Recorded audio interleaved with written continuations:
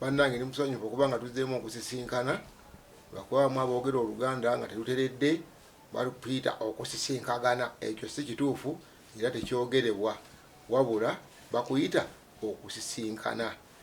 Mukama Katonda nga bwatusobodde otusisinkanya olwaleero, nzize n'ekisoko kyaffe ekikwata ku kulya. Okulya kulina ebisoko bingi naye tujjayo mpola mpola era mujja kuba mubitegeera. N'abatabimanyi mubeere nga mubiteeka mu mitwe n'okubimanya n'okubikozesa. Ekyo olwaleero kigamba nti okusontera.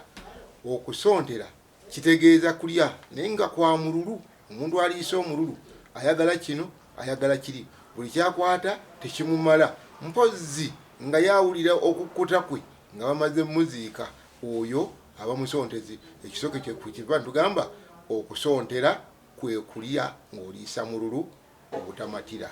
Neyanzizza neyanzeege Kabaka Wangaali.